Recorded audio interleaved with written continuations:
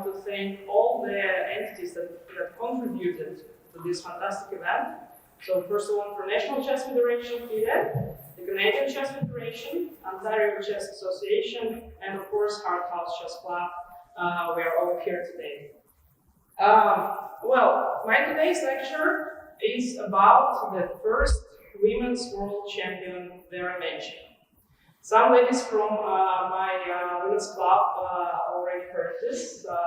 So for them it will be not new, but I hope that for all of you, you will learn a lot of new things about this amazing woman, a trailblazer. She lived but she was born more than 100 years ago in highly patriarchal 20s and 30s of 20th century. But she managed not only to become the strongest female player at that time, and actually the second longest reigning world champion among all world champions, but also she successfully played against men. She beat a lot of top players at the time, and she basically paved the way for all of us today. So we today, having these incredible conditions for women in chess, we have to thank her, and I want more and more people to know about her. Unfortunately, not so many know, although she was the women's world champion, the first one. And also I want to use this opportunity to invite you all for my women's club, which is held every second Monday of every month at Annex Chess Club. So just go to Annex Chess Club website and you will see information there. It's free, everyone is welcome, everyone can enter, as long as you're a girl or a woman, of course, because it's a women's club. So yeah, let's start about Vera Menchik. First I want to tell a little bit about her, and then I will show a couple of her games. So she was born on the 16th of February 1906, so more than 100 years ago. And she was born in Russia, although her parents, they were not Russian. Her father was Czech, her mother was English, but they lived in the Russian Empire. They worked for the wealthy people. Her father was managing the estates, and her mother was a governor, so essentially just giving lessons to the children of wealthy people. And this is where she picked up chess. So she picked up chess in Russia. And but then the hardships for the family started with the Russian Revolution, because essentially there were no more wealthy noble families as before, and her parents lost their jobs. At the same time, they had some personal problems. They had a divorce. So at the age of 15, in 1921, her mother made a decision to take her and her sister, who was like about 1-2 years younger than Vera. Her mother Olga also played chess, but not that successfully. So their mother decided to take them back to England.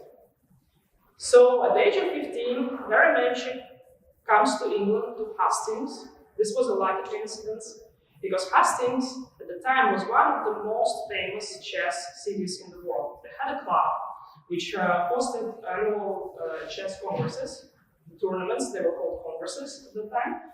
And it was also home to the strongest players of Europe at the time, one of the most famous chess clubs in the world at the time. Now, of course, it's all Toronto clubs are the most famous in the world. Yeah. So she was 15, she came to England, and she spoke no word of English. So chess actually became her way of communication. Through chess, she socialized, she met new people, she met new friends, and this is how she managed to establish her place, her role in this new country. And I think this is a great example of how chess is also a social tool, how we all communicate through chess. It's like a language we all speak, no matter from where we come from. In an interview, when she already became a world champion, she said this way: chess is a quiet game, and therefore the best hobby for a person who cannot speak the language properly. So of course, after a while, she learned the language well, and she was progressing very quickly. She was training with the club's champion, and also with another very famous player at the time, He was also a member of the club. And she started to progress very quickly. She like in a couple of years, she established herself as the strongest female player of England. And what happened next was that the International Chess Federation decided to host the first ever chess Olympiad in 1927. So she was 21 at the time. And alongside this Olympiad, the International Chess Federation decided to host the first ever female World Championship tournament. And as the strongest player of England, she entered this event, and she actually completely crushed it. She just destroyed this event. She scored 10.5 out of 11. So just made one draw. Can you imagine? Just 10 games she won, just one draw she made. And she became the women's world champion, the first one in history. And she actually went on to be the world champion for 17 years. And she would dominate the chess world longer, if not for her tragic death in 1944 during the Second World War. Unfortunately, it was not her time, but this is what happened. So she defended her title in 6 more championships and one match. So there were championship tournaments at the time, and one match she also won. And most of them she won by incredible margin. Like some of these tournaments she won 14 out of 14, one tournament 9 out of 9.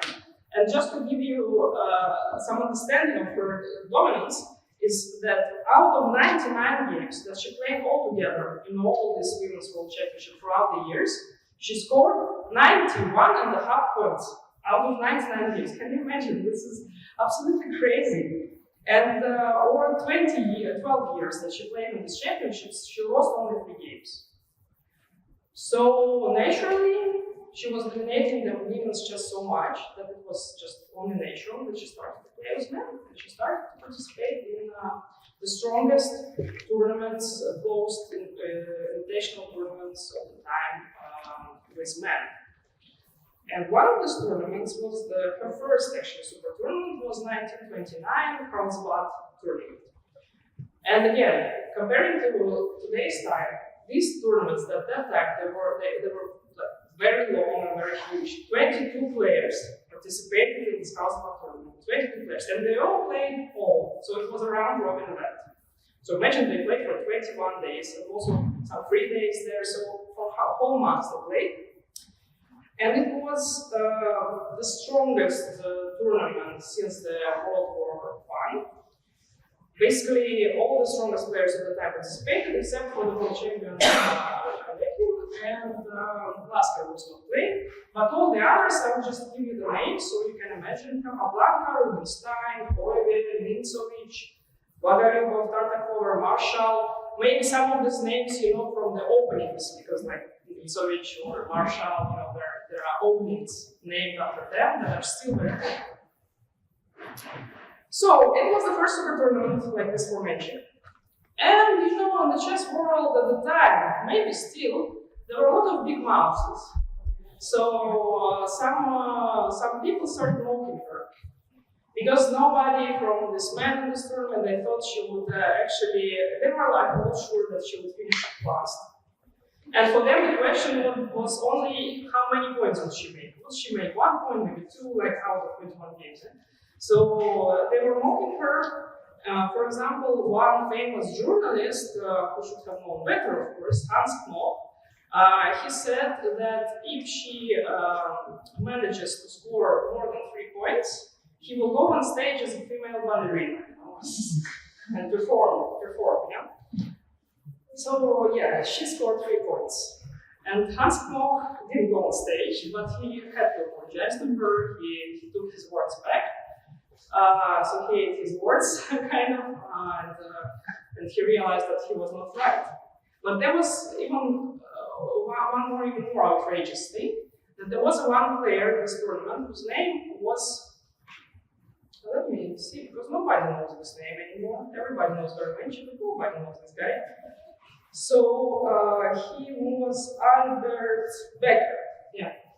So this Albert Becker guy, he said he was trying to mock her and make fun of her, and he said, okay, we need to establish a club, a Vermenchik club. Whoever loses to Vermenchik will be the member of this club. And whoever makes the professor will be a candidate member of this club. So kind of making fun of her, this way. Well, destiny is sometimes a very funny thing. So imagine in the third round, who was the first one to lose the very mention?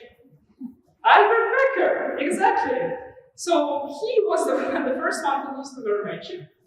And one of the participants there approached him and said, "Well, Professor Becker, I think that at this moment we must appoint you the president of the Mention Club."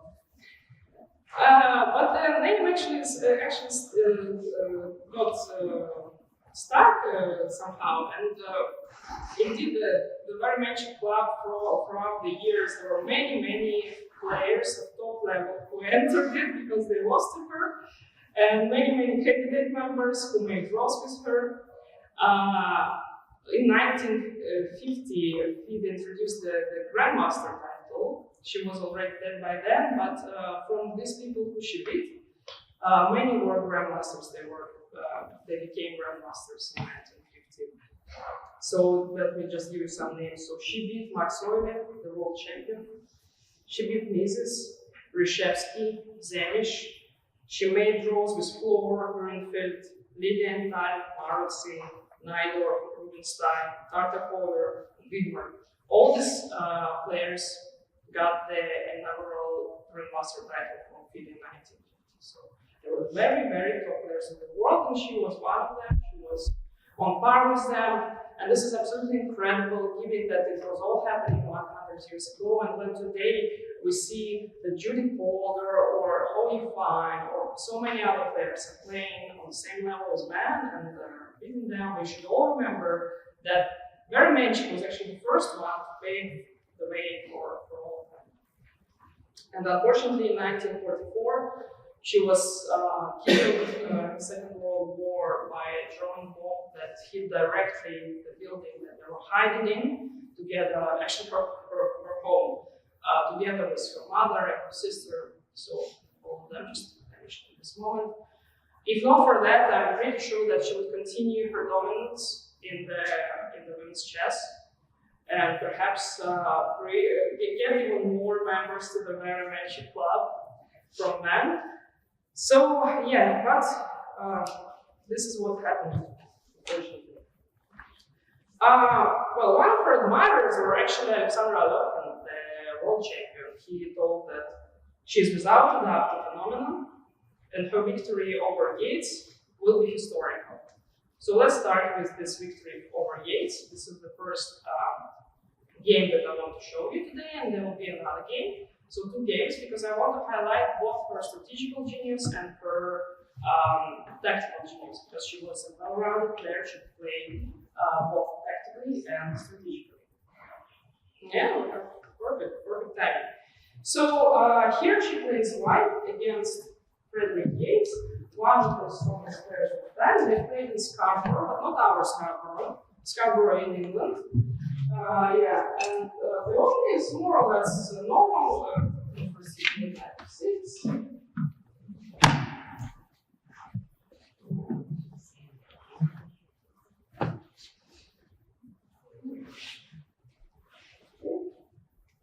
Not too ambitious, but pretty much normal. Everyone sees FIDE, because when I come like this, the calculation like here, you see, maybe I should go from the other side. I'm right-handed, so maybe let's try to. Let's just this way.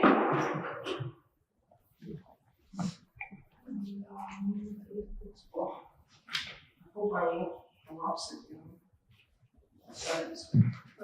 Better down. Okay. If you wouldn't manage to see, then maybe I would ask you to change places for some. Yeah, it's fine. Okay, so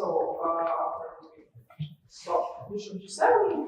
So far everything is normal, not too ambitious opening, but sides just develop their pieces, and white managed to get that center. It's very important in the beginning of the game. Try to get the center for yourself if you can with your pawns, because then you're controlling a lot of squares in the center. You're kind of not letting your opponent's pieces jump there, and it's easier to attack from the center because you can go left, right, you can go forward. So this is important advice.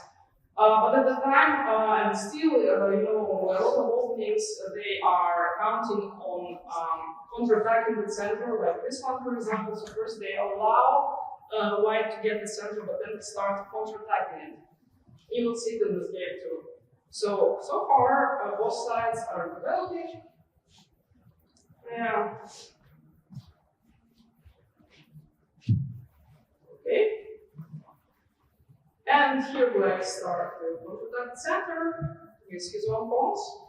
And white closes it, doesn't want to exchange anything, and just fixes the structure in the center. So this will determine the continuation of the game. Black has to go back, because the idea is that black will then jump with knight to 7 and place for c5.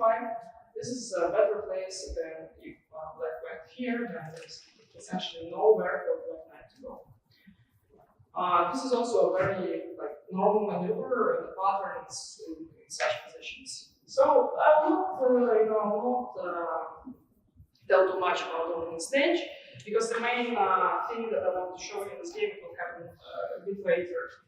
So far, it's more or less fine for both sides. I would say the position was around equal, more or less all the time. Maybe slightly better for white, but nothing too outrageous, nothing too much. Yeah? So by playing a5, black took away the b4 square from white, and now the knight can be put here without being afraid of the b4 move.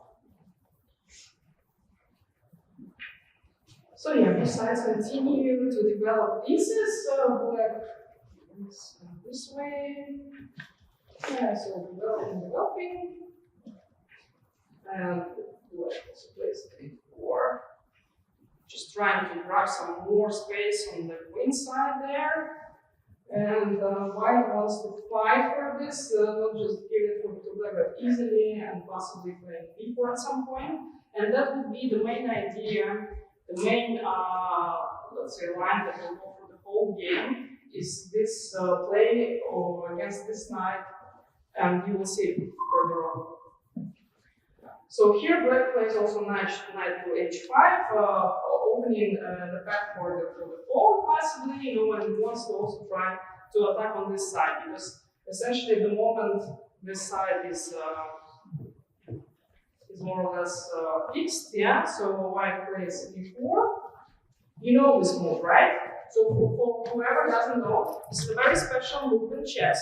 When the pawn goes 2 squares up, you can actually take it on its way, and that's the only way time when you can take it on its way with your pawn. It's called pawn+1. So if ever didn't know, because I somehow get a lot of people that don't know this, please know that there is a very special move in chess. Okay. And now finally black starts to attack also on the king side. f5. And white doesn't want to allow black to go f4 further on, so white plays f4 herself. And here is one very, very important and crucial position of this game.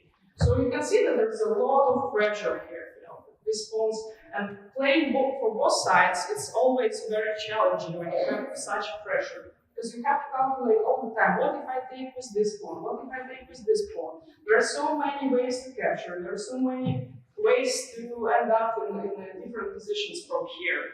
It's always very complicated, and this is the moment when you can make a crucial mistake. Always pay more attention in such positions to what you calculate, because this is incredibly important positions usually, and sometimes it's even better not to take anything to keep this pressure. But again, this is very energy consuming, because every move you have to calculate. And her opponent, Mr. Yates, he makes a mistake here, exactly for this reason. He takes the wrong way. He was probably, he takes on e4, like this. But it was much better for black actually to take here. And then when you will see when everything is exchanged, like this, just plays rook e8, and even visually you can see that this is fine for black because his bishop is working very nicely on this diagonal. Another bishop is working quite nicely here because eventually these moves will be exchanged somehow, so it will be open. This rook is also working very nicely. Another rook is on the open file. And queen will come into play somehow. We will see how better to do this. The knight is also pressing on it. So even visually, optically, you can see that black's position is totally fine, very nice one. And this is what black had to go for. So whenever you're calculating these variations, and you have to exchange a lot of pieces, try to visually, I know it's very difficult, it's very hard, but try to imagine the final position. When everything is swept off the board, what will be the final position? And look at this final position and try to evaluate, try to see if your pieces are standing in nice positions or not. So here, this is what black should have done, but he didn't. Yeah, and instead he took on where is it? Here. So instead he took on e4, and this is where his problems started because immediately Ermensch is using this opportunity to start her strategical idea, which will win her the game. She plays b4 immediately. Because this knight now, his own pawn is taking this e4 square away from this knight. So black is faced with a very uneasy dilemma where to go with this knight. And what black did is first took here. This is normal because this is attacking the bishop. So if I take your knight, take my bishop. So they exchanged here. This knight was also exchanged. And now again this dilemma, like where to go with this knight.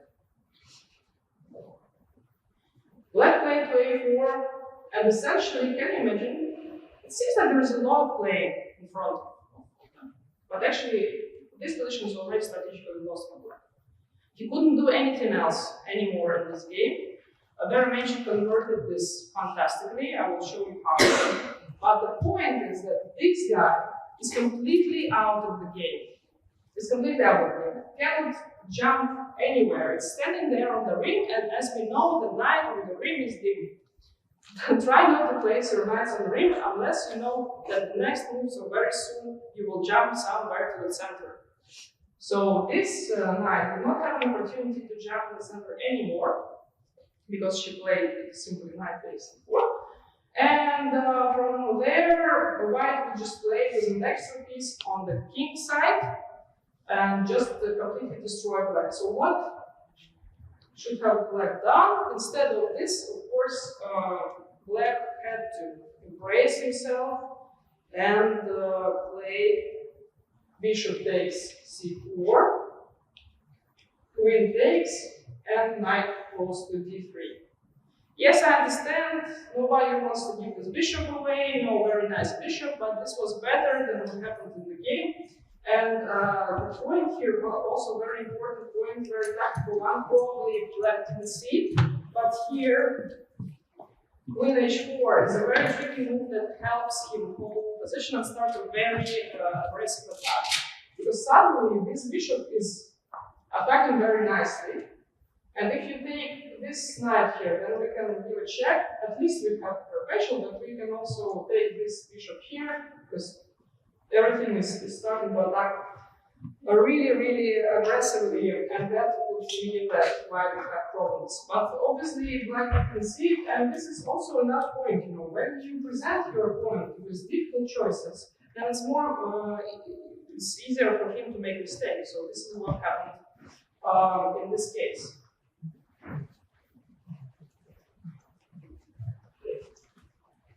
Where is it? Here, right? Yeah. All right.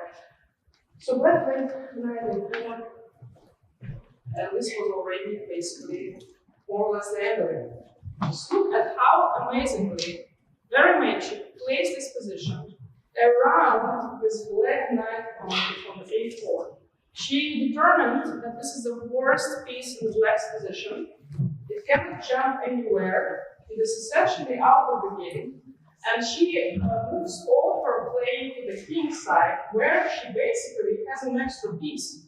Because this guy is playing here, and this one is out of the game.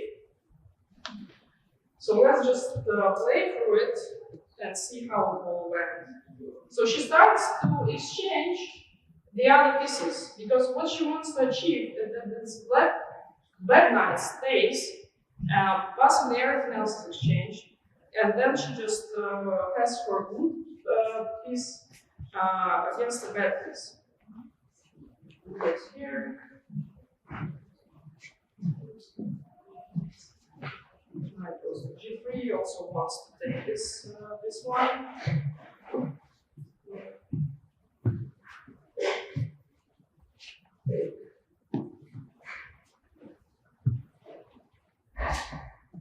And she starts to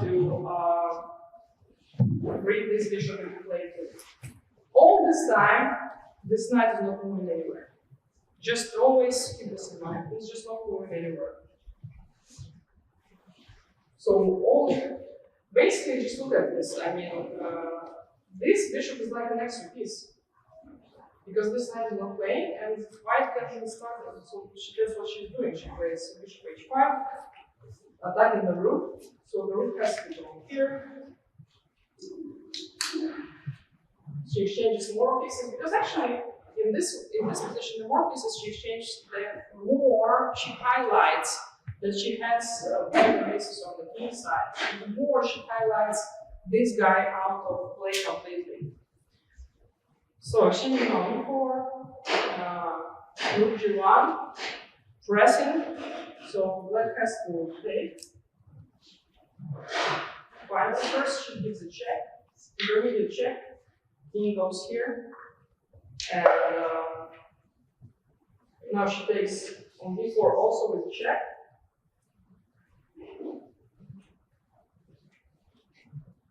Queen goes here.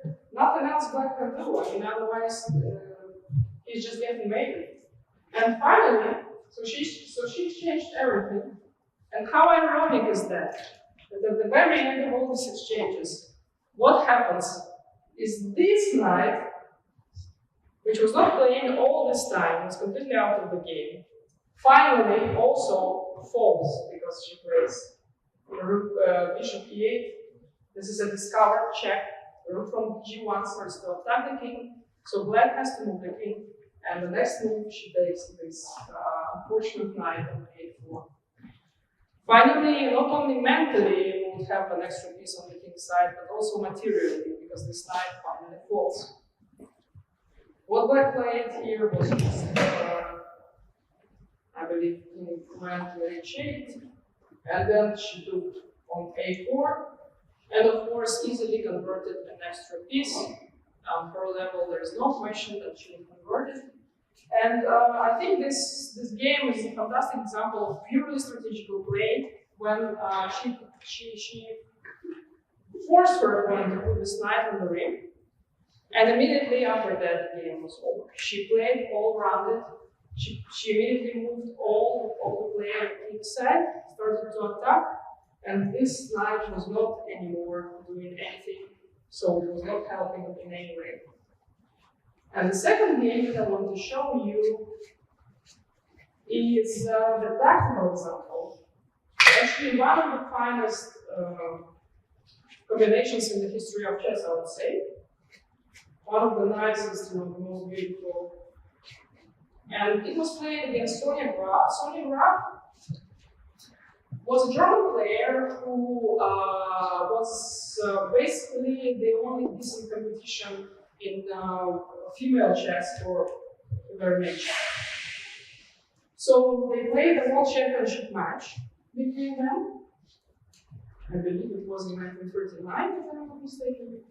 And very much won, but okay, she was the one who did some competition with her. So this is one of the games from that match.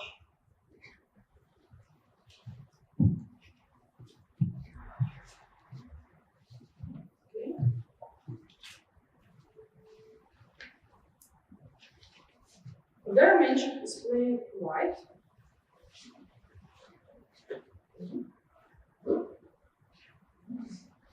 Again, the opening stage, okay, not too ambitious, but pretty normal. So I will not speak too much about the opening. I think that anyway, most of the games are designed for an opening.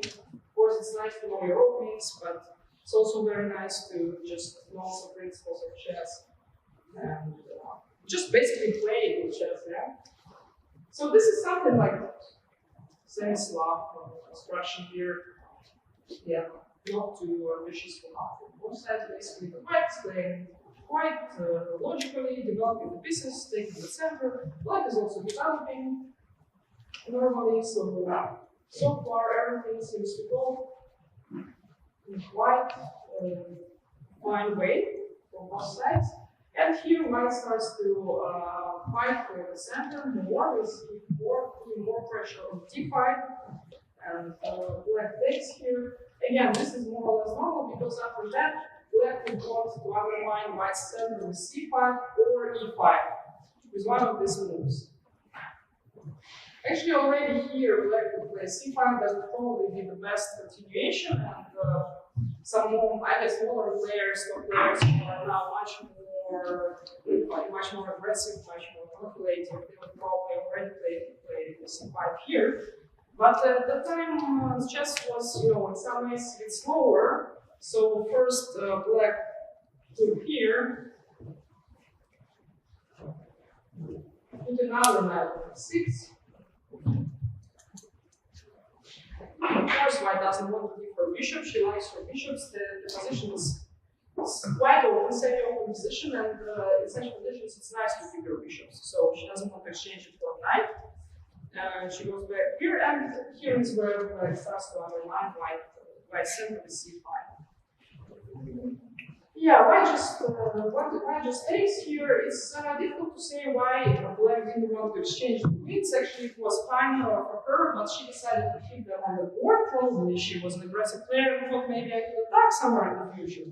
But actually, what happened was quite the opposite. So, in retrospect, probably she thought, okay, I should have exchanged this queens, but we are all very wise in the retrospect. During the game, she did not. Okay, black takes this pawn on c5, of course. She doesn't want to just leave this pawn. And bishop goes to d2, attacking the queen there. Queen has to go back. And bishop goes to c3. And already here you can see that white is preparing the basis for an attack. The two bishops are looking suspiciously at the king side here, and the knight somehow can jump maybe here or here. So black, I would say, should already be a little bit worried of what will happen next. But black actually just makes another move with bishop. I think it was probably better to defend this knight, maybe with queen or something. Because black essentially gives too many tempts moment. It's just going back and forth. You see, she played queen to e5, now queen to c7, now bishop to bishop to c7, bishop to c5, now going back. Of course, white gets more tempest this way. Black is losing too much time, with all this moves. And white continues to develop. Now her rooks are connected. Usually this is a sign for us that the development is finished, the development stage. The rooks are connected, and we can go on with other things. For black, you see, not only the rooks are not connected, this bishop is not yet developed, so this is a problem, And white immediately recognizes that this is the time for her to start the attack. While black is not yet fully developed, she plays in g5 with her knight, and already starts to put pressure on black. So what is the idea? White wants to take this knight to d6. When bishop takes it, then this pawn will not be protected anymore by this knight, because it will be gone. White has bishop attacking this pawn and the knight attacking this pawn, so it will fall. So this is the threat, and black has to do something about it. So basically, black can play h6, and I guess this is what she calculated. Because of some funny line, I will show this to you. White jumps with knight to h7, seemingly just giving this knight, yeah, because black just takes this knight. But this is a tactical sequence. Bishop goes to e5, attacking the queen. So queen has to go. Queen goes to c5. Then we're jumping once again with our pawn, attacking the queen again. So again, the queen has to do something. Queen takes here, this pawn. And finally, we take here with the bishop, with check. King takes. And the idea of white comes here with queen e4. This is a check, and this is also an attack on this rook on a8. So next move, white will take this rook and have an exchange on. So this is a direct consequence of black not being fully developed yet. Because if this bishop was standing somewhere, d7, a6, this will not happen. So this is a direct consequence, you know, of black being problematic with development. How is it? The knight is here, this pawn is here, this bishop is here. This is the position. So h6 is not an option for black.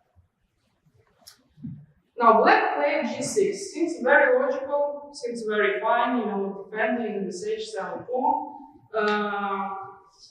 There was some crazy line which was very difficult to calculate, but it was possible for black to actually finish this development with bishop a6 at this moment, giving up this pawn, but instead attacking this pawn, opening up the position, finally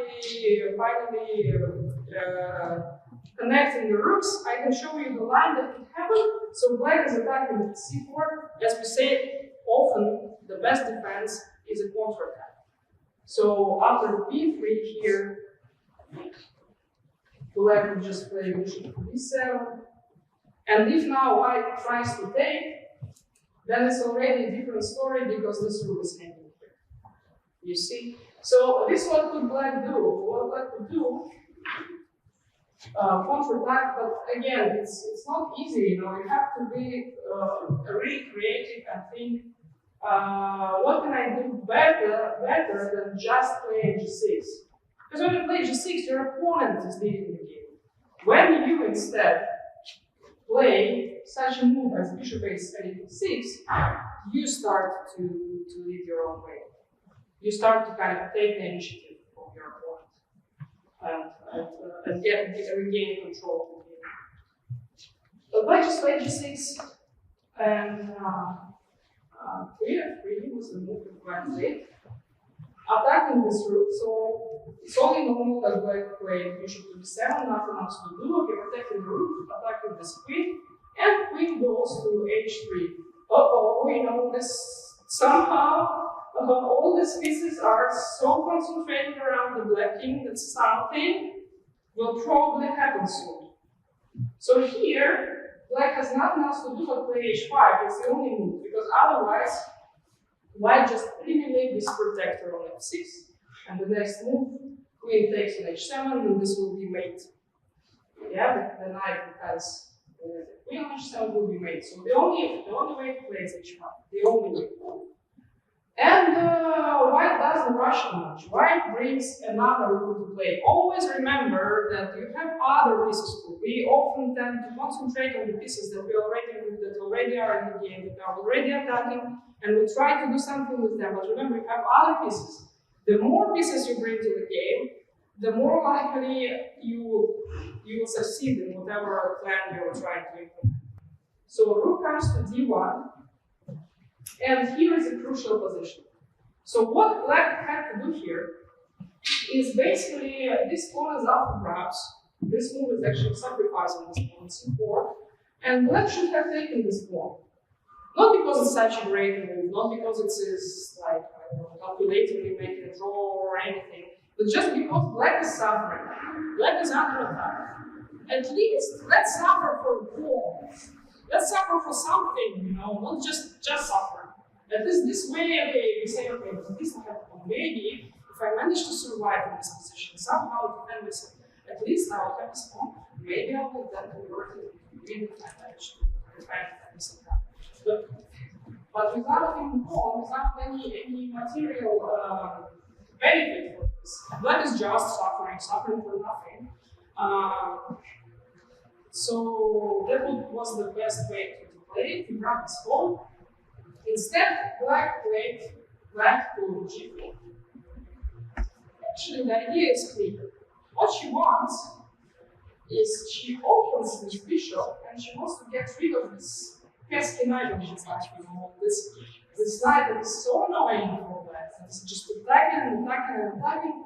So she moves this knight here. She thinks, okay, now white has to move for that. No, white doesn't have to move for that. Now take a look at this position for a little while.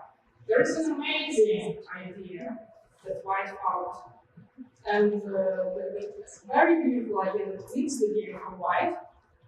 And the thing is, the key to the position is that by moving this knight away, black actually opened the whole diagonal from this bishop. So this bishop is now like shooting the whole diagonal, and nothing is on its way. So what can white do here? White can actually sacrifice the whole queen by taking his pawn on h5. Look at this. We want to mate. So black has to take this queen, and now another bishop is over. So white is already taking all these squares around the second. Now the second one is open, and this bishop delivers mate on h7. Nowhere to go for that. Amazing, very beautiful, but it doesn't work. Why it doesn't work? Because when you take on h5 and you say, oh, I'm so great, look at this, come on everybody, make pictures of this position of me, you know, I'm the genius of the world, black suddenly plays this move, taking this pawn on h2. Give a check, the audience is make a mistake into this. The knight takes, and suddenly there is no mate. And when you take this knight, I just take your knight on g5, and actually black is fine. Imagine this happening before, I mean, nightmares. You create such a great combination and it will work. But of course, it's not so easy. So this doesn't work. Thought very and she thought, okay, probably actually this is what black calculated. She played knight g4. Probably she thought, okay, maybe she even saw this idea with queen h5, but she thought, okay, I'm so tricky, then I take knight h2. This doesn't work. I make my draw. Fantastic, you know, I defended greatly.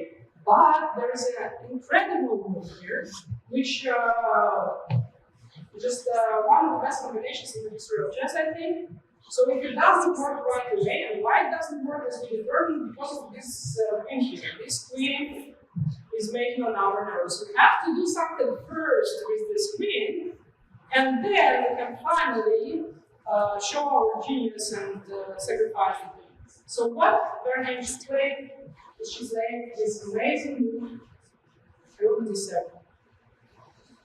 Sacrificing the whole just for the sake of moving the queen away from this diagonal. And black resigned in this position, but let's look at this. She has nothing else to do. If she moves the queen somewhere, we will just either take this bishop or take this h5 pawn again. So, for example, if you play here, just play the bishop. If you play here, I can just take this bishop. This rook is standing there on the 7th line, just like a very hungry rook that can devour these pieces. And if black takes this rook, which is the normal way to do, then now this works. This works because there is no more taking attention. So this motive is actually called distraction.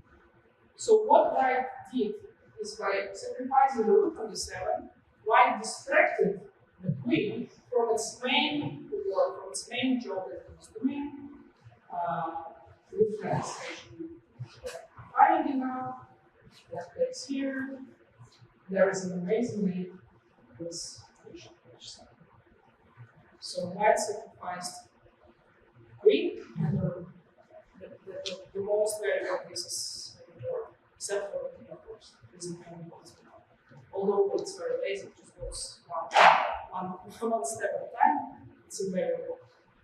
Yeah, so this is amazing. It shows that very much she was not only a great strategical player, but she could also deliver very fine tactical blows when she was given an opportunity. So I hope this will inspire you to look more about her, to learn about her games, to look at her games and her biography. And let's remember her, because she was a true trailblazer and a superstar.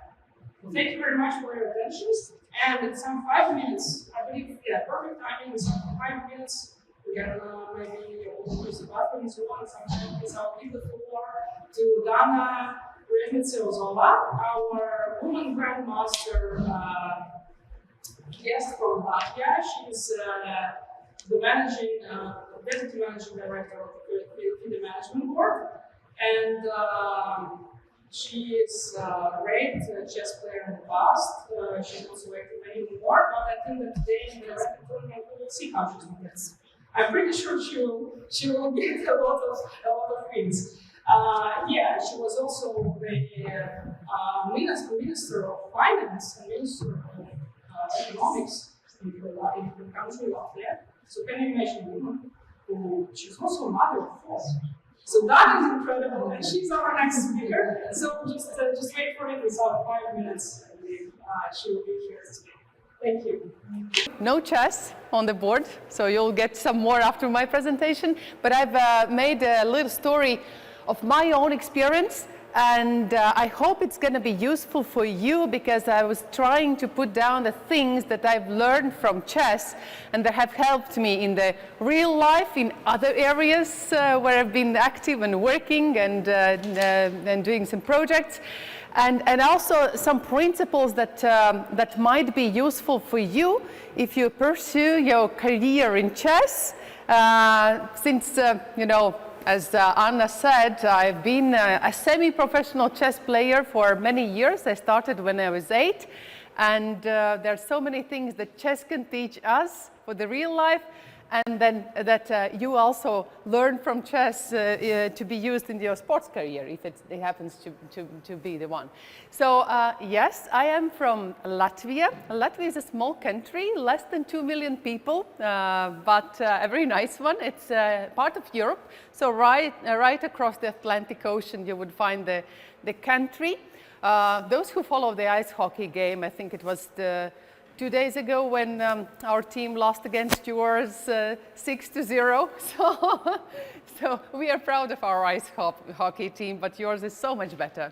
I was born in and started my chess career in Kuldīga. Kuldīga is a little town with 14,000 inhabitants, but with great chess traditions. As I said, I started when I was 8, and it was so that our chess coach, I didn't know who was the gentleman back then yet, they were actually going to schools and trying to collect the young kids, trying to engage them in the chess activities. So I remember that I was in the Form 2, and we had one class, and then our sports teacher and a strange gentleman in a winter hat came into the room and suggested us to go in for the chess. I didn't know what the chess was, yes, but I raised my hand, the same as I think almost everyone in the class, and the next day we ended up at the chess club. We went there. There is a little yellow building with green doors, and we were standing there like, you know, 20 kids, and we were all afraid to enter. So everyone was, you know, considering me being a little bit braver than the others, and they pushed me ahead. So I entered the first, and I'm laughing that I entered the first and never came out. Yes, so okay, physically, of course, I've been graduating. I graduated from the chess club and chess and sports schools already many years ago, but mentally, of course, I'm still part of this wonderful chess world that has helped me so much in the life, and that gives me a lot of self-confidence and power being a part of it, feeling that you are part of a bigger community, bigger society, of a family. And we are human beings. We like to be belonging and have this feeling of being belonging to some community. That makes us stronger. So I come from an average family. So that's my mom, my dad, that's me, and I've got one brother, a year younger than I am. My grandmother, who's always been an inspirational person for me. So, but we lived in a very modest conditions. So my parents would not be able to cover the cost of my education or send me abroad or anyhow support much, because I was born in 1981. In the early 90s, we regained our independence from the Soviet Union. So the resources were scarce, and sometimes, I really remember that my dad, he cut the slice of the sausage, and he put it up and was showing us to the kids. Of course, it was a joke, but in every joke there is, part of the reality. So he was putting up it to the lamp, and I was showing, so kids, from now on, we are going to cut the sausage like this so that we could see the light through it. Yes. No, it was, I still remember it very strongly, because sometimes it was really, really bad. But, the chess world, that was the one that gave me the pleasure. That was the one that actually opened so many doors. And that was the one, I believe, because of what I can stand here with you today. And I have had a great career as well, because that training that I was doing there, that makes us stronger and more competitive, more and better prepared for the real life as well. So in chess, yes, so this is one of my coaches. This is the first coach. This is the second coach. He's still like my father. I'm still in contact with him, and when I go to Kuldiga, we have some chess training and some parties normally, but yes, my chess career, if I have to mention a few things, I'm a woman chess grandmaster. I've been the leader of our national team since 1998. My first Olympiad was in Elista, in Kalmykia back then. I've been 2 times the European chess champion under 18, the second in the world under 16. So when I was at the young age, I was actively playing and succeeding. 4 times the Latvian national champion. And you can see a few of the cups from the European events. So I've been doing my chess career, and that has been also quite successful, until the moment when I finished the school and entered the university. I quit the professional chess. I never let it go. It always remained as an important part of my life. Even when I was later a minister of my country, I still continued playing. I'm playing in 2 foreign clubs, 1 German club, 1 Swedish club, because that's my way, how I get away from the everyday life. That's my meditation, if I may say so, because then I switch when I'm at the chess tournament. I don't know how it is with you girls, but I totally lose the sense of the time.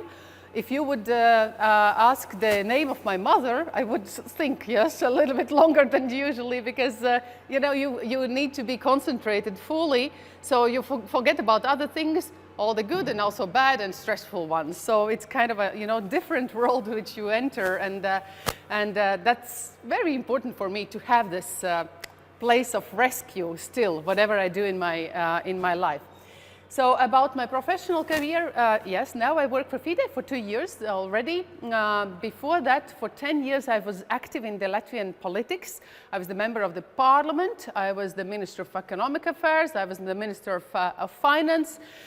And still before this political career, I was also the director of High Technology Park in the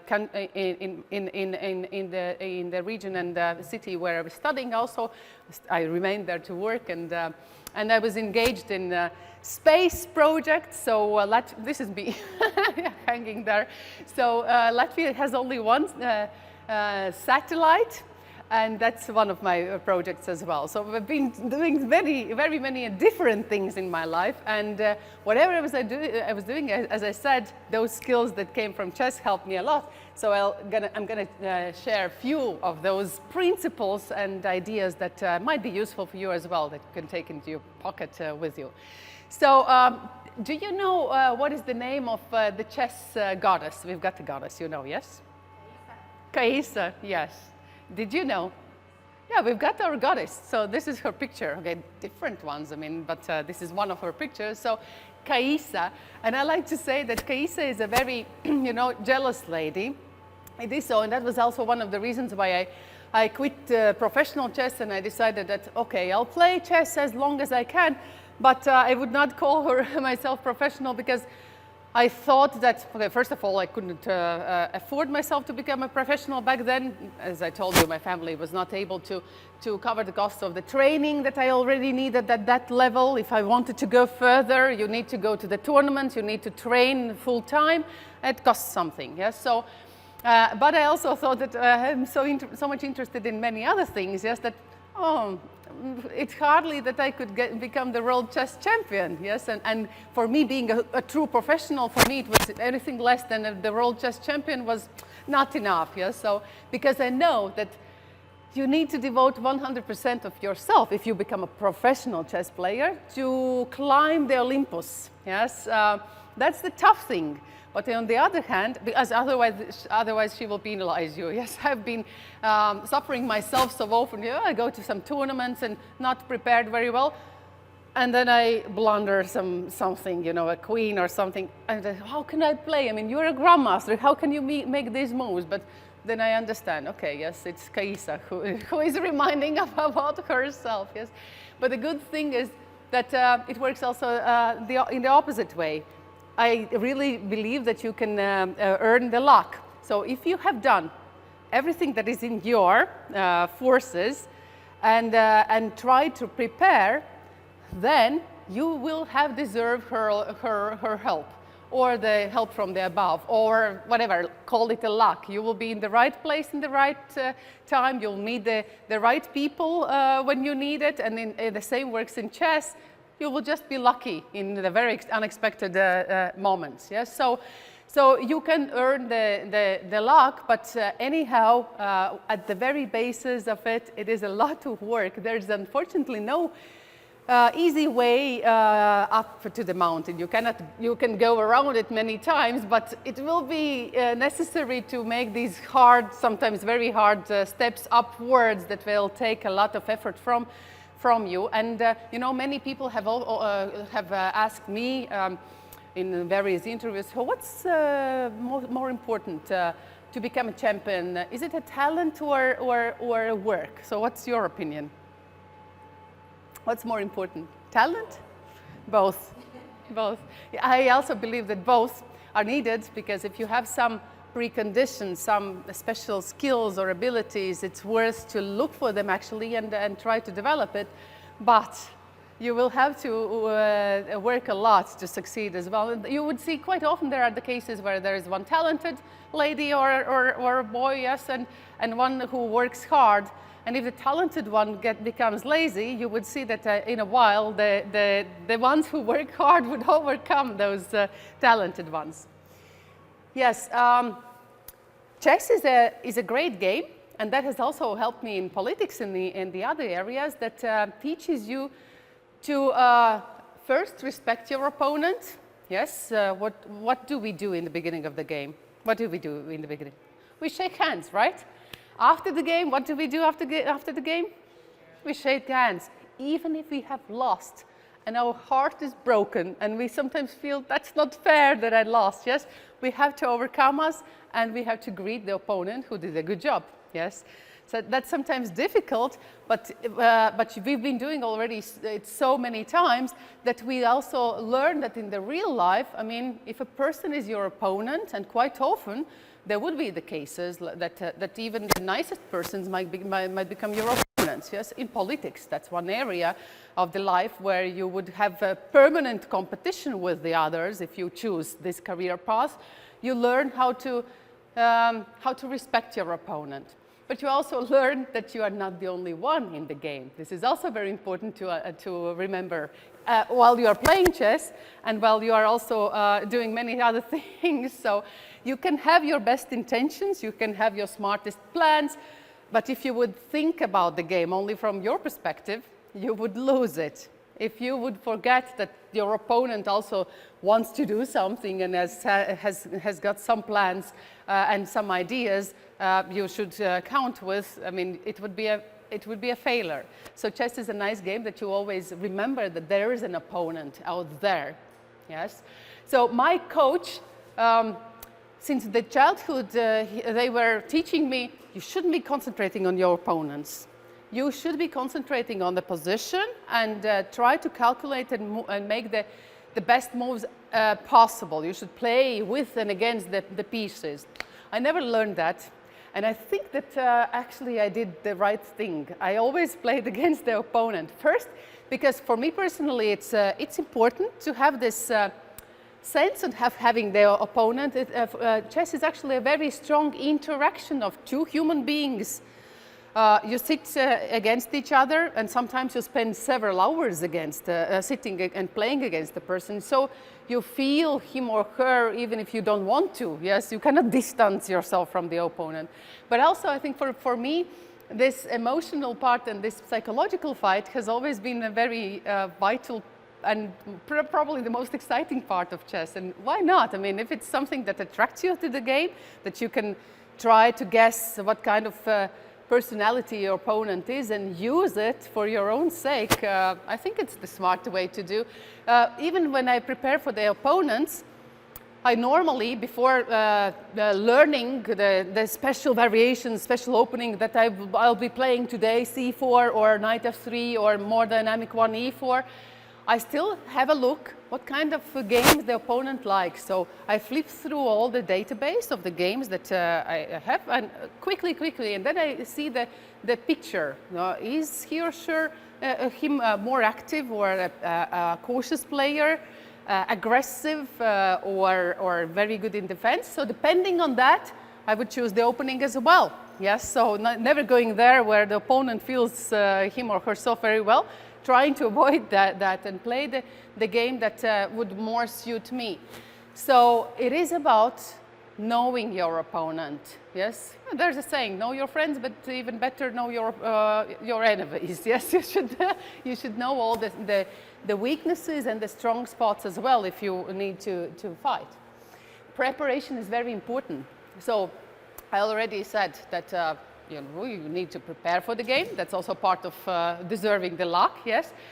And but I wanted to give you a little trick. Sometimes it is so that however much you would try to find the weaknesses in the opponent's playing style, you would not find one, because the higher the level, the less chance that you would have a weak player playing against you. He or her most probably are as talented as you are, would have been working as much as you have been working, would have spent a lot of hours sweating and suffering to get better.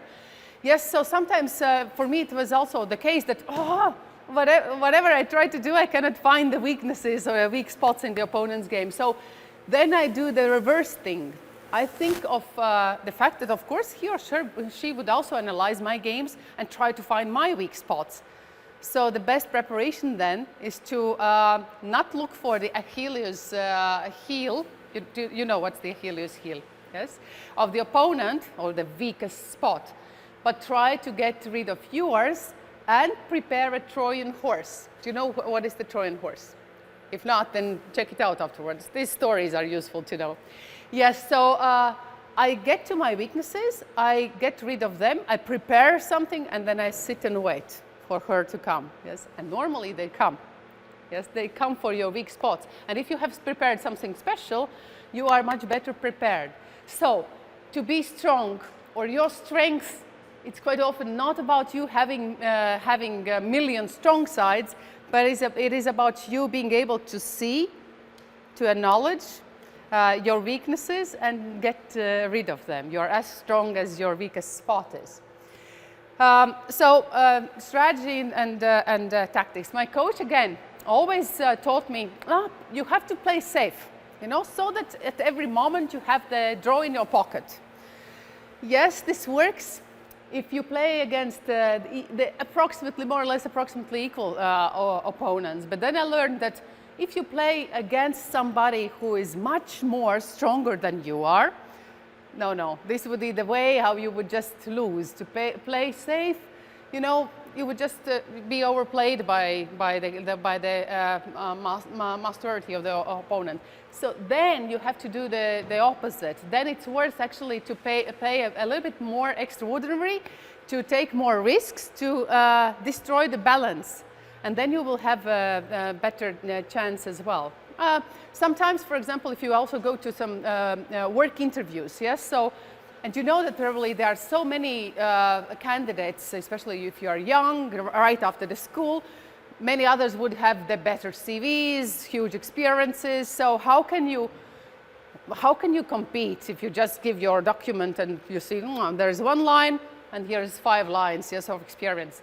So try to think of something special, how you could be different, yes? If you cannot be better, you know, in a nominal way better, try to be different and more special. So suggest some extraordinary idea, or be more interesting with your appearance, with the way you speak, you talk. Never lose the respect, but you can surprise, and then the person would think, oh, okay, better experience, but a little bit more boring than this young lady coming here and surprising me, yes? So you've got the better chance there. Learning from the mistakes. You know, everyone knows that if you have lost the game, we have to analyze it. We have to look for the mistakes. If there's any failure, then most probably there's a mistake. So we try to get rid of them. But only the champions do remember that you have to look for your mistakes also in the victories, in the games that you have won, because there is no universal, no perfect game possible. The game itself, it is universal and it's perfect. But the problem is that our mind, the human brain, is limited. We cannot play a perfect game. Yes, there always would be some imprecisions, some mistakes, which makes it again beautiful. I mean, if both human beings would be playing a perfect game, then it's just, you know, let the two computers play. But it is actually wise to revise your victories as well, and not to just, you know, forget about those, even if you have been happy and you played a very good game. So this was, I think, a smart thing that my coach also trained me, and not to forget. And I read that the same idea was actually coming somewhere, I don't remember where and when, from Garry Kasparov. He also highlighted this idea that it is very much necessary to look for the mistakes, even if you think that you are perfect. You've got to get a plan. My coach said, oh, even a bad plan is a better one than no plan. You are young. Most of you probably do not know this guy. That's Mr. Fix. There is a cartoon from my childhood. I just remember him so well, and I wanted to use his image. There's this cartoon, 80 days around the world. So there were the good guys trying to travel around the world, and this one was the evil guy who was always trying to distort their trip, you know, and somehow create some problems. And he always failed, but then he always got some new ideas, some new plans. And there is the episode when he was asked, so, Mr. Fix, have you got a plan? He's like, have I got a plan? Have I got a plan? I got even 2 plans, yes.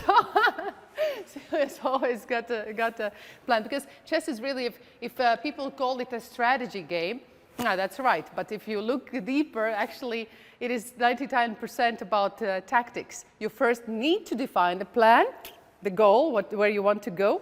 And then the rest is about how you are going to get there. So in the life as well, I mean, we cannot build our big life plans for the whole life and for 100 years, and even more so, you know, people think that God does, yes. So there would be many unexpected things in your life that do not depend on you. But it's better really to understand what do you want to do, and then you will be much more clear about how to get there. Smart use of resources. Have you ever read The Little Prince? That's one of my favorite books. Yes? Cool. If not, try to read it. It's a very small book. Exupéry is the author. I think you'll get many nice ideas because it has many dimensions or layers. For the kids, it's interesting to read, but for the grown-ups, there's so deep thoughts and concepts to take with you. And there was one episode. There is a little planet, and on this planet there is a kingdom with a king who didn't have many people to rule over. He had one rat, I guess, yes, but he also had a general. So and then the debate was between the prince and the king. So and the king was asking, so do you think if I make an order to my general to turn into a seagull and he doesn't do that, is it my fault or his fault that he doesn't execute? And the prince was saying, quite firmly, you would be the one to be blamed. Why? Because the king would be giving the wrong orders, right? Any general would try to execute and do their utmost to execute the orders, yes? But if it's mission impossible, they would fail. And then, of course, it is the problem of the king, of the one who gives the order, and it's their fault. So this is, I think, a very good thing to take with you in the real life. If you are a boss, many of you will be the lady leaders and taking the leading positions, creating your teams, giving the orders to your people. Understand what they can and what they cannot do, and ask from them only those things that they are able to execute. Also, don't forget to ask them what they do want to do in their lives. For example, in 5 years' time, if your boss would approach you and really seriously ask you, what's your name? Olya. Olya. Olya, what would you like to do in 5 years' time? So what's your aspirations? Do you want to work for us? Do you want to do something else? So first you would be probably surprised, yes. But secondly, I believe that if I see that somebody really takes care about me and wants to know and is interested in my future, in my career, and wants to facilitate it, I'm also much more eager to help him or her, right? So it's a little trick, but it makes such a difference. I mean, if you know what your team, what your people, what your employees want to do, and you can help them, they will help you. And that's a good trade. But the same works for chess. If you are trained in chess, you remember, develop your pieces, fight for the center, secure the king, right? And then only attack the opponent. Why? The first thing is to develop the pieces. This is an army. You know that chess was invented where? In India, yes. And this resembles the army of that time, Indian forces. So the king, the queen, that time a vizier, a man, not a lady. It became a lady and a queen, and such powerful only in I think it was 15th century in Spain, when Queen Isabel demonstrated her strength and her dedication in one of the important wars, and thanks to that, the queen was or vizier was renamed, and the rules were changed. Back then, the queen was able to walk only one step to every direction, but always had to remain close to the king to protect the king. So vizier. Nowadays, bishop, back then, elephants, yes, cavalry, and the carriage carrying the, what is this? Shots, big guns, yes. Big guns, and then the, excuse me? Yeah, than the regular soldiers. So, if your army, if your soldiers are sitting behind, you know, in казarms doing nothing, how can you win the war? Yes, not possible.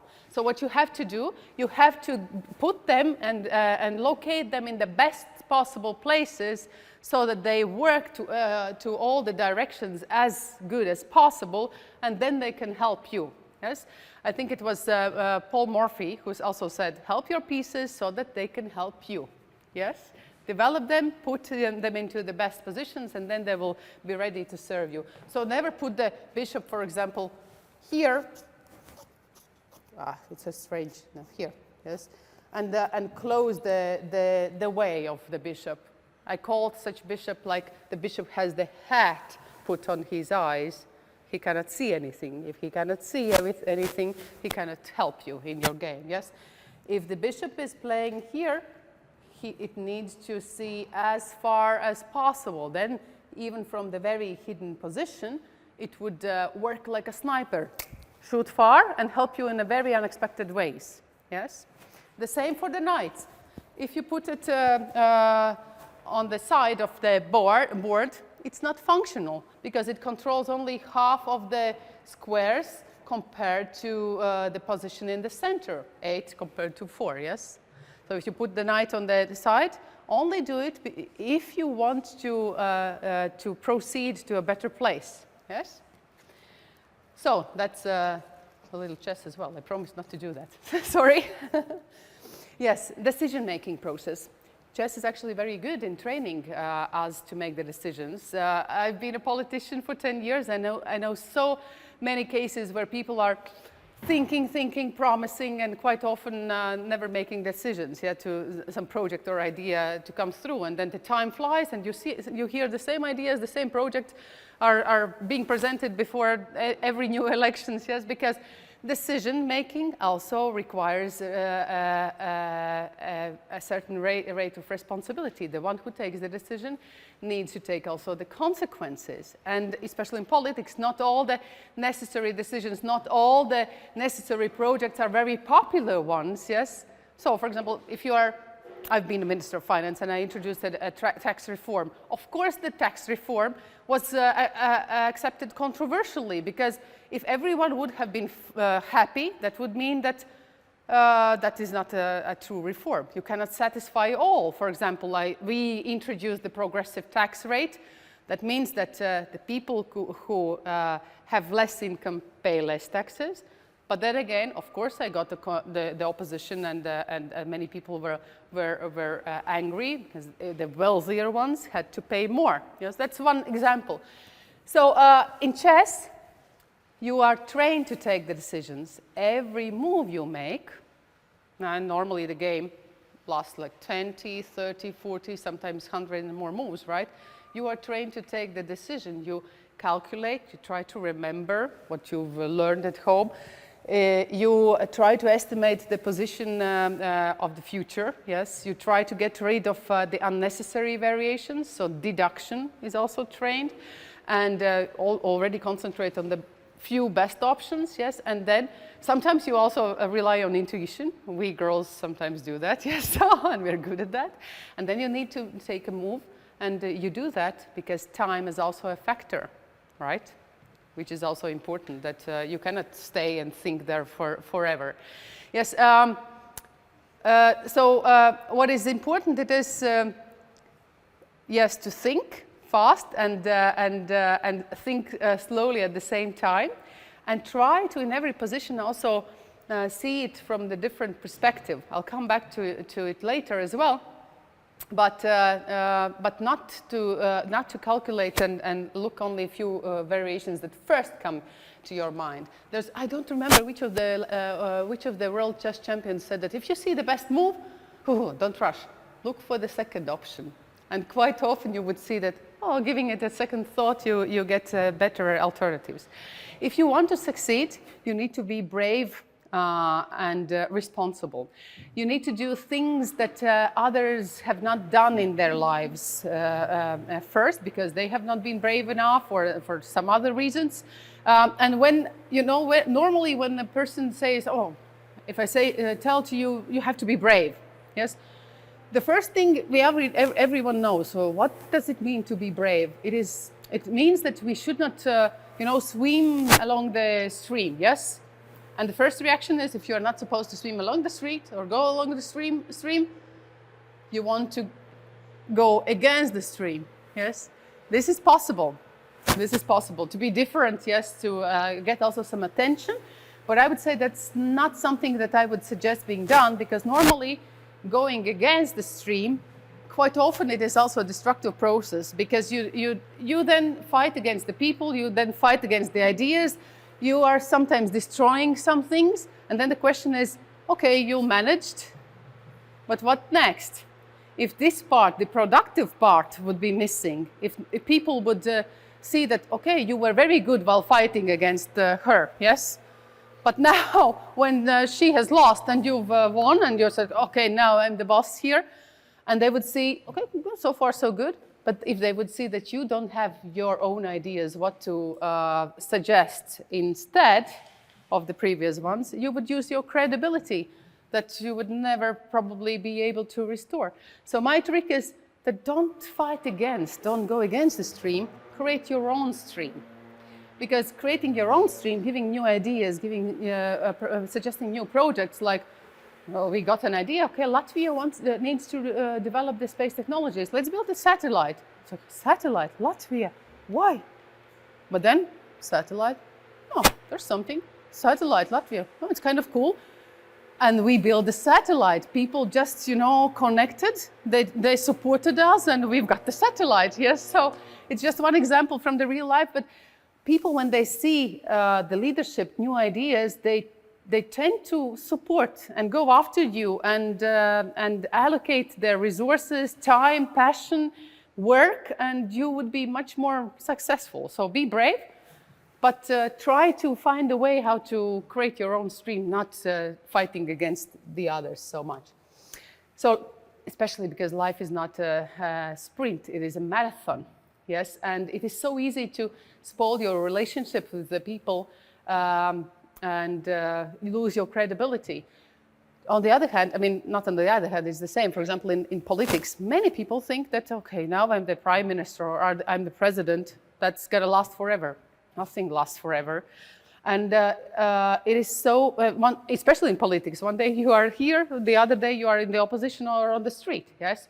Changes rapidly.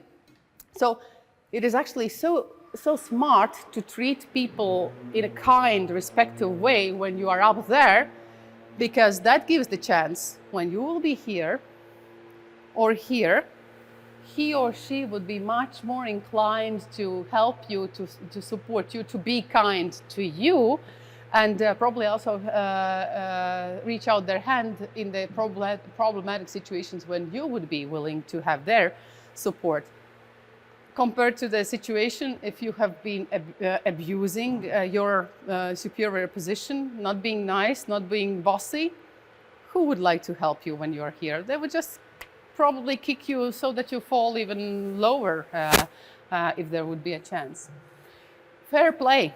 Because of this reason also, the life is not a sprint, it is a marathon. It always pays back to follow the fair play principles. In chess as well, I do believe that if you are not following the fair play principles, for me it's not understandable, because our trainers have been teaching us that you have to honor your opponent, you have to respect your opponent, you have to get to your success by your work, by your dedication, not by cheating, yes? So it's unacceptable for me that you could cheat in a game, but unfortunately you see that there are many cases in the world of chess that because of the prize, because of the fame, because of some titles, people tend to find the bypass. And first of all, the taste of the victory would be totally different. If you have earned it, you would feel the real precious moment, and the value of the victory would be so much higher compared to if you get the title. I don't even understand how can you be happy to receive a title if you know that it's not the best way you've been behaving yourself.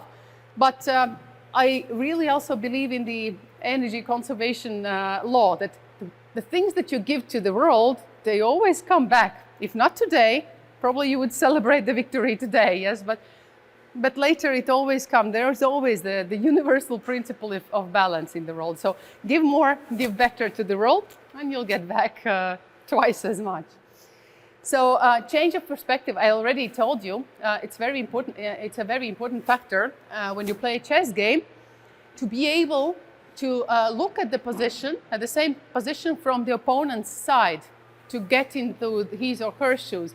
And the simple trick is, that was also the trick from my coach, that while the opponent is thinking, stand up, walk the other side, and have a look at the same position. You'll be surprised how different it looks, because you've been spending sometimes several hours trying to calculate, thinking about your own plans, and you have forgotten sometimes that, okay, the opponent has some special ideas possible as well, because of the angle of your vision as well, and your look. When you look from the different place, things look differently, really. It's like the same, I don't know, sometimes, you know, people who fly, they say, okay, I never thought that, oh, it's interesting, yes. When we are here, when we are so big, we think that the whole world circles around us. We are the center of the world. When you get the different perspective from, I don't know, from space, or even from a mountain, you tend to understand, okay, I'm not the biggest person in the world, yes, I'm part of the world. From the space, again, it's a totally different perspective. I mean, you understand that you're a tiny, tiny one in the whole universe, yes? So you will understand then that you are the part of this circling world, that it's not circling around you as well. It teaches you humbleness, I guess, what is very important in the life as well. And it gives you a better understanding. Even if you zoom back to you being in the center of the universe, you would be a different person if you have thought or tried to put yourself in a bigger perspective. So this is, I think, very, very important. Starting from the very practical things like a chess game, look at the same position from the other side, to the work and life as well. So how can you change the perspective? My trick is to take some time off, because a lazy mind or slow mind is the one that can be creative. As long as you are working like a squirrel, you know, and following the pace of the life and your working day, you lose the control of yourself. You lose the control of the life, and you don't have time to sit down and think of bigger things, of new things. You're just reacting all the time, yes? But in order to create, to produce, you need to have some space around you, some time, so that you can clean your head from all the tasks that your mom, your dad, your teacher, your boss has been giving to you. Then you will generate some new ideas. Sometimes it is also actually worth asking the other people's opinions, even if you don't agree at the end of the day, and they are different from you. Even more so, you ask the opinions of the different people, because then they would force you to think. First, you will be surprised, sometimes probably even angry. So we never like to listen to the critics of our ideas, but it's worth doing that because it gives you a different perspective. Why also, for example, in politics, we need the balance of women and men, because women think differently about many things compared to men. Two opinions put together, you can get the better solutions, better policies created. So ask for the other opinions and create some space for you to be lazy, slow, and be able to generate. So I do it also intentionally myself. A little prayer every day, that's my meditation. And a few days a year I get away for my silence retreat, where I spend time with myself only, not communicating with the others. And that gives me the very important source of energy and time. E-diet included. Yes, no, really. I mean, Sundays are the days working in an international organization where, there are different time zones. When we go to bed, Canada is only waking up, yes, so, or our Chinese colleagues also live in a totally different time zone. It's difficult to control your working time and rest time, and you're always online and you need to respond. But then really, I force myself to have some time. My Sundays when I'm with my family at home, that's the day when I put my phone away. I'm not distracted. I can do so many things. It's unbelievable when you don't have to react all the time or check your social media. You're so productive.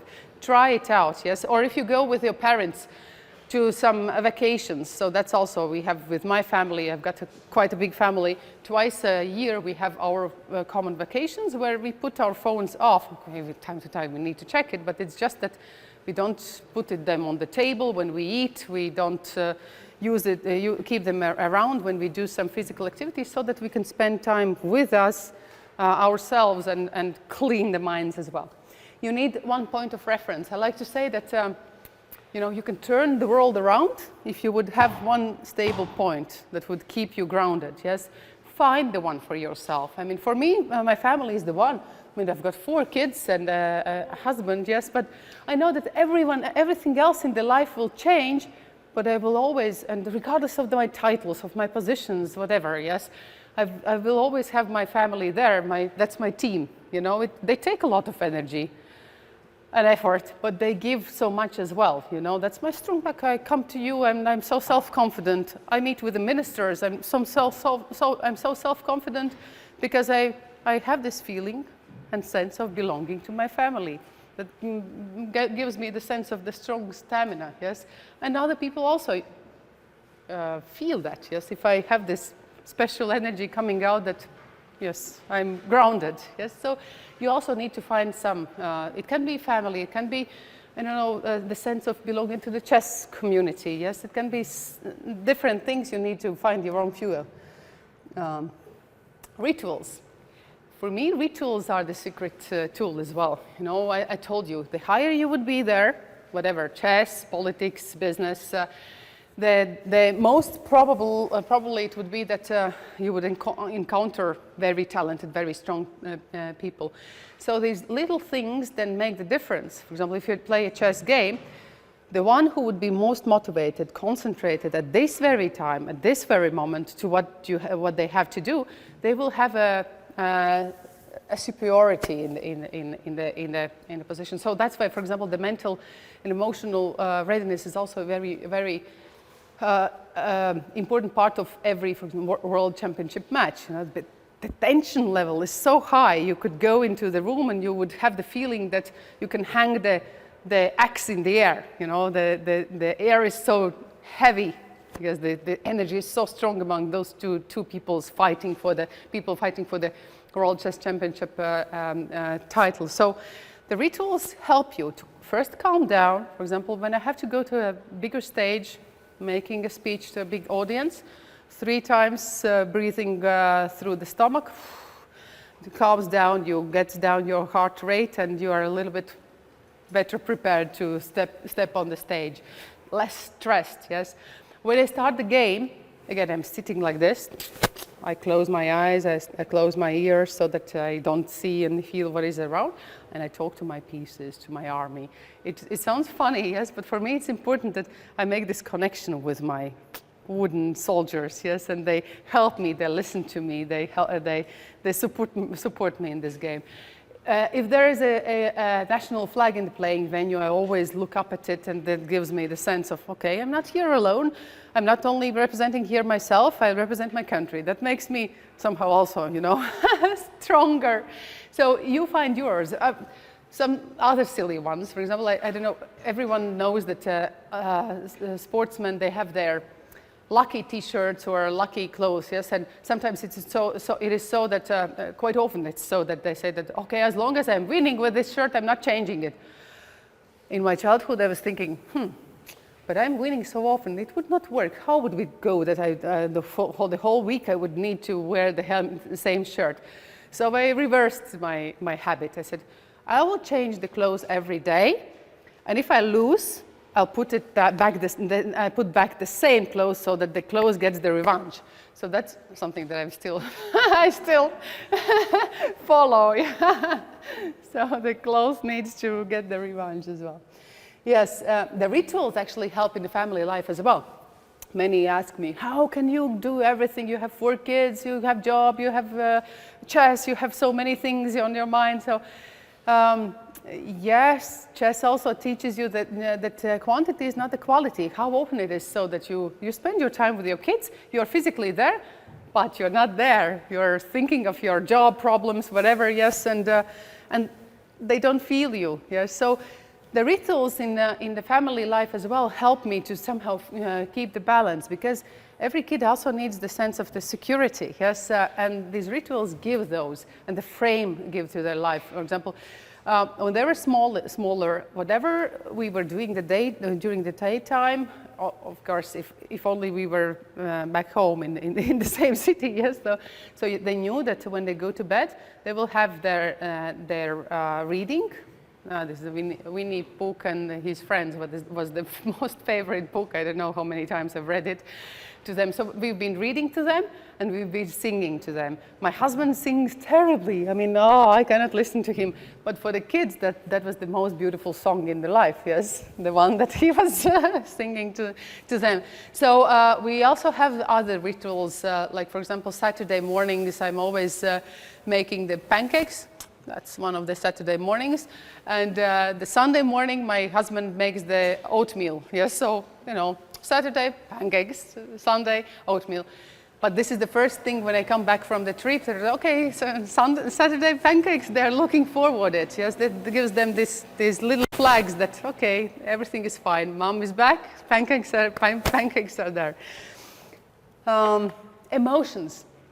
So I think whatever you do in your life, it is very important that you do it from your heart. That is why, of course, it is important to find something that you really like. Yes, it would be difficult to put your heart and emotions in the thing that you really don't like. Although there is also a trick. The more you know about your job, about your thing, and your duties, the better you will like it. And even if in the beginning you think, okay, this is not something that I prefer doing, when you master the thing and you become better, you'll like it so much. That's something that I've been also thinking when I've been reading these management books. Normally, Americans write a lot of those, telling that, if you don't like your job, quit everything and start something new. That's so dangerous. That is so dangerous. I mean, you can just burn like the butterfly jumping on the fire. Yes. Because if you don't have any preconditions, any education, any understanding of the new thing that you probably like, you would most probably fail, yes? You need to understand that, again, there's no easy way to success. Even if a person seems to be very successful, be assured that he or she has been working like hell, A singer, we have a nice saying, a quote of one of our Latvian poets, that a singer should never show the audience how his or her diaphragm suffers, yes? So that is the masterity, the ease of the performance that you see as a spectator, not really noticing how much work is there behind. But, okay, coming back to the emotions, people would feel the difference. And I think that that's part of the so-called charisma. Yeah? People say, okay, this is a charismatic person. I think, what is charisma?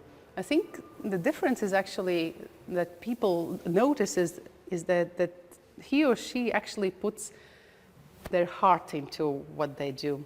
It's like, again, art. I mean, one performance, probably, I don't know, two similarly trained, technically prepared people. One, you listen, okay, fine.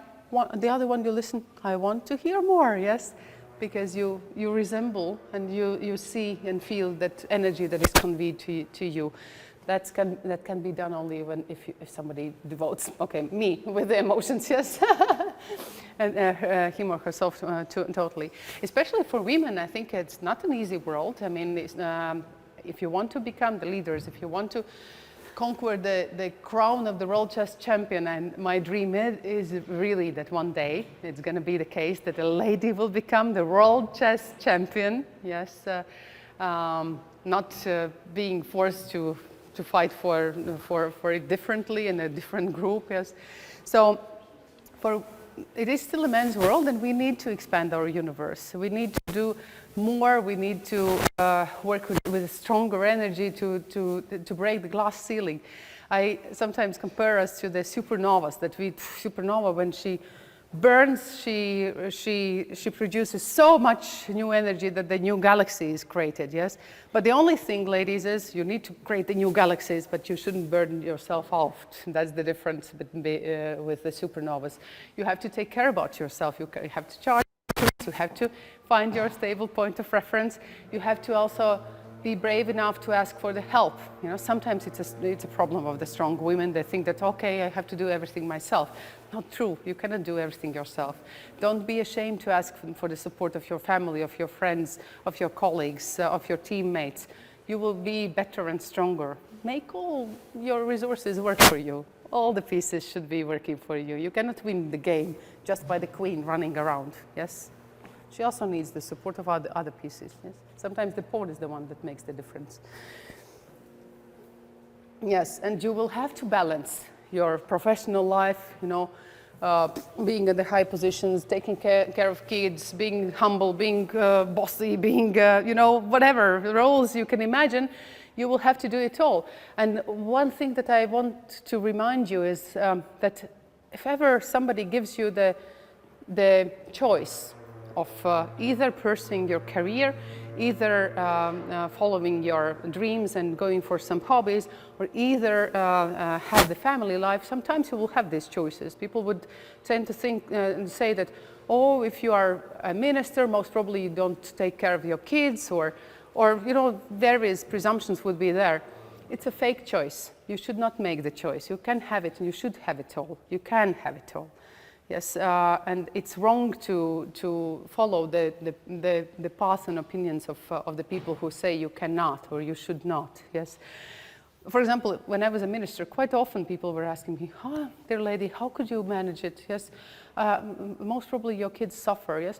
If there's a man, a minister, having 3 kids, nobody asks him, oh, poor guy, how can you manage this? Your family suffers most probably, yes? So what's the point, yes? So just be brave enough to withstand these kind of tricks, yes, that they try to get you into, and help the other women as well. This is also, I think, so important thing, because there have to be a representation of more women in every area of the life, so that we should not be so loud. If I'm only alone and I'm trying to suggest some ideas that are more favorable or needed for women as well, I now have to sometimes be so loud, so strong, you know, just to be heard.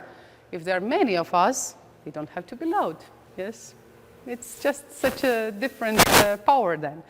Yes, I like this quote of Madeleine Albright, who said that there is a special place in the hell for the women who do not help the other women. It's so much, there's so much true. Especially in politics, you would sometimes see that, you know, women don't so much help the others. They would even try to fight against you a little bit more stronger, yes, because they want to keep the territory clean, I don't know, but that's the fact. So we need to, if God has given you the mandate and time to be in the leading positions, help the others, yes, empower them. Together we'll be much stronger. So here are some ladies from the chess world. I also wanted to highlight this idea that when we speak about chess, about ladies being engaged in chess, first of all, we understand that we don't want to make each and every of you the world chess champion. That's not necessary. My example is also the same. So when I understood that I'm not going to be the world chess champion, my heart was broken, because I was a professional chess player and I was aspiring and trying to do so, but then did not quit chess. I stayed there, and I feel so happy that I'm the part of the chess world. I can do so many things in the chess world. I can be the manager now in the chess world. Cool, no? So what I want to say to you is, our goal is that you become the champions of your life, not the world chess champions necessarily. Yes. Why not? Probably some would, but not everyone can and should. Yes, but there are so many other professions in the chess world as well. Chess trainer, okay, chess champion's wife, yes. Chess manager, chess trainer, chess arbiter, chess photographer, chess social media manager, chess fair play officer, Bojana, yes. So just think of the variety that you, and how can you engage in the chess world, making yourself being useful to it and contributing to it, staying there and enjoying the world of the chess yourself as well. And I believe if you will pursue your goals, if you would have the plan, if you would use all your resources on the chessboard and beyond, you will really reach the goals others would only dare to think of. So that was my short, long lecture about chess and what you can learn from it. I hope you will find something useful for you as well. Thank you for your attention. Yes.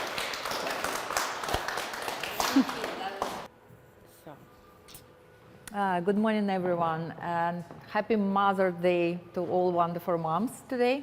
In Canada, it's a Mother's Day. My name is Alla Mishchanka, and I'm special needs educational assistant with Toronto District School Board. I worked for 18 years. And in 2019, Anastasia Sorokina, who is the international master, and she held a lot of position in FIDE, implemented in Belarus in her chess school just class for children with autism spectrum disorder. It was very successful, and then she decided to introduce this program to the FIDE, and with the support, tremendous support of FIDE, we just created the program to teach children with autism spectrum disorder chess. We held we started in 2020, and we held 3 seminars, educational seminars, and the program was successfully implemented in more than 10 countries.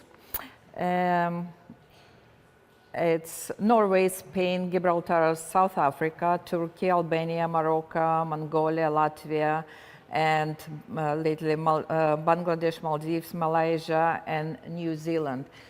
We have great feedback from the parents, teachers, kids.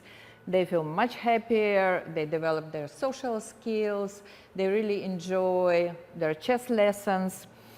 And we got the wonderful news just now that 13 years, because our festival dedicated today to the women, a 13 years old player with autism in Malaysia was crowned as a in May 2023, Malaysia crowned their newest woman chess champion, a 13 years old autistic player, Anul. Anul began playing chess at age 11 in October 2021 during the COVID pandemic. Her father taught her the basics of chess, and first she played online chess. Later on, she was coached. When she became more confident, she commenced playing over the board under watchful eye of guidance of her parents. Among the others achievements of Anul are 3rd place in the National Scholastic Under-13 Girls category in 2023, 9th place in 3rd Malaysian Lions International Chess Championship for Disabled, 1st place in national level e-chess for primary school students, 2nd place in the Asian Junior Online Chess Championship for players with disabilities 2022. Even she, it's not easy for children to be in the crowd, to accommodate their all needs. And according to her parents, the main challenge faced by Anul in the game of chess is how to control her emotions. Anul's conditions is such that she feels intense emotions.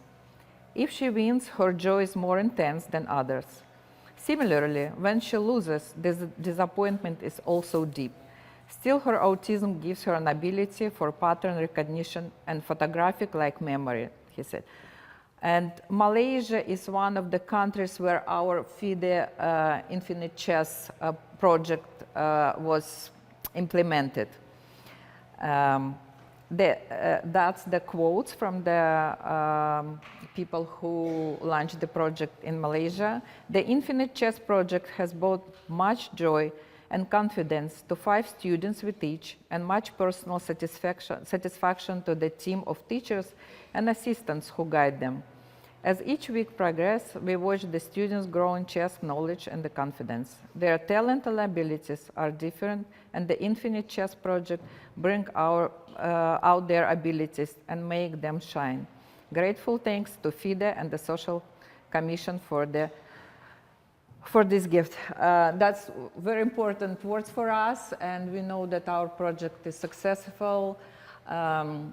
With the support of Anastasia Sorokina, who is our leader and inspiration, and Dana, who is our supervisor, and the FIDE and Olympic Committee. Thank you very much, everyone. And I'm very hopeful that we can start this project in Canada, and just would like to ask Canadian Chess Federation maybe to help us and encourage people to start this wonderful project here. Thank you very much. So the first position played by Judith Polgar against Magnus Carlsen. It looks simple, right? Let's evaluate the position. White has a nice pair of bishops in the center.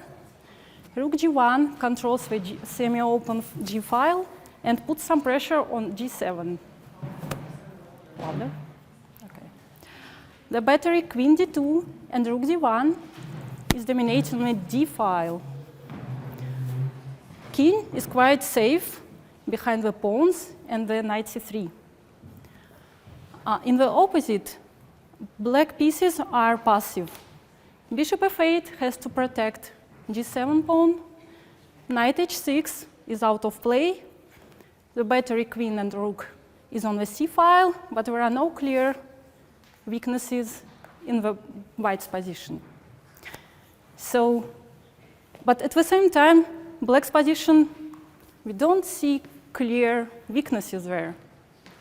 So, do you have an idea what Judith do in this position? Anyone? Yes, please. Yes, right. This is a motive of distraction. And what if queen takes on b6?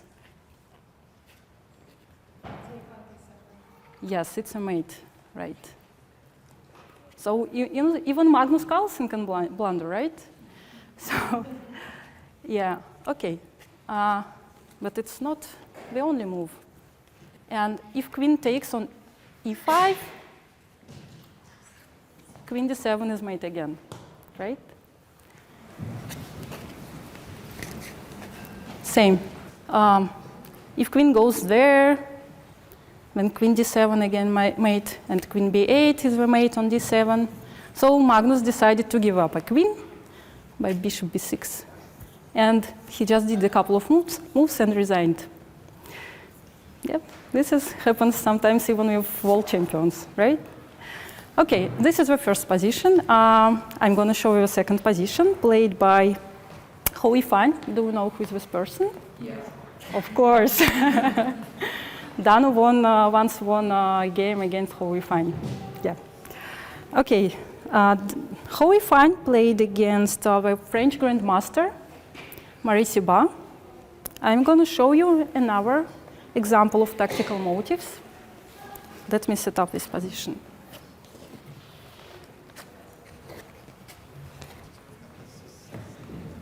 What a sharp position, huh? Both kings are under attack, but the black king is a bit more exposed. Pawn f7 looks dangerous, but it is blocked with bishop f8. Knight c3 is hanging. So what can we do? Oh, you have an idea. Okay, let's start. Yes, please.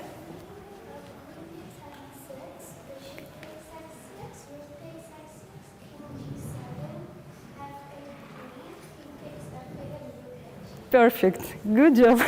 Okay, I'm gonna show you all. Okay. Perfect. First of all, let's try a check, king g7, and no more checks. We don't know what to do. Okay. Queen f3 doesn't work either. Check, king g7 is safe. We don't know what to do. So yes, This is a motif. Sorry. This is a motif of distraction. Queen takes h6. We distract the bishop from f8 to h6. Right? F square is a key square. Rook take h6. Check. King g7. So it looks like rook is hanging, knight is hanging. What to do? As our younger participant told us, this is the key. f8, we promote the queen. And here you go. We have a discovered check from rook d8, oh, sorry, d7. And even more, it is discovered double check because we have two checks from the newborn queen and from the rook d7. King has to take. And what is the mate again? Who knows? I know. Yes? Rook h8. Correct. Good job. This is the mate. Isn't that brilliant? So I'm going to show you a third position if you have time. OK, we don't have time, but I think we're going to make it, right? OK. The third position played by Nona Gaprindashvili. Do you know who is this person? You know? Who knows? Please raise your hand. Good. OK, great. It is a fifth women's world champion. And she's the first ever female player to be awarded with a FIDE title Grandmaster. Right? OK, I'm going to show you. Sorry? And she sued Netflix. Oh, yes. That's why you know you're sure, right? OK. OK. OK, this is a position. Black king is under attack, obviously. White has a space advantage because of the e5 pawn. Black pieces are squeezed and they don't have space for maneuvering.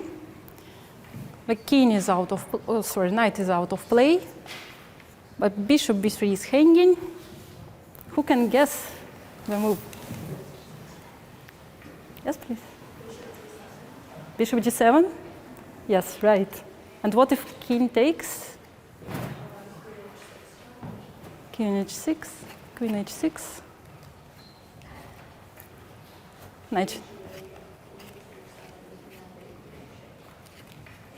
Yes, this is a mate. Right. This is a motif of clearance because we have our own piece on h6 and we want to bring our queen on h6. So we have to sacrifice our bishop. And what happens if black plays bishop f8? It's not so clear. We have to take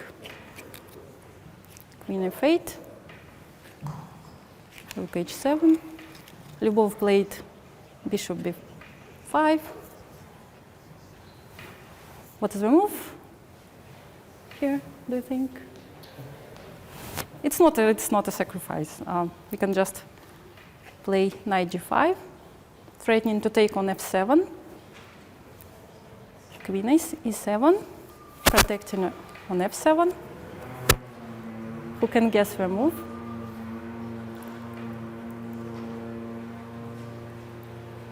Of course, we can take on f7, rook f7, queen f7,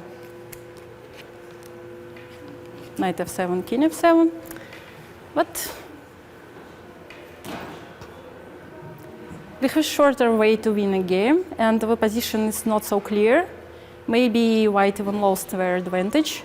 So what can we do?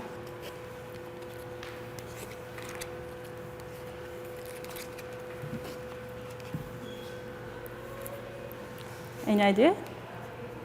OK, let's try it. Yes, please. Sorry? Rook h8? King g7?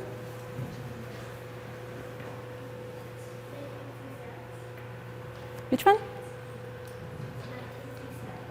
Knight e6. And what if, let's say, queen h8 or king h8? Okay, yes, right. Yes, it's a mate.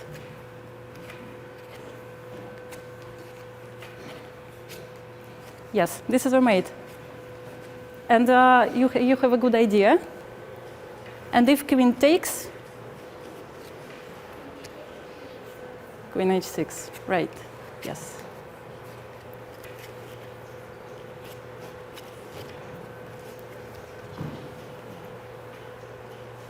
Correct, that's all for today.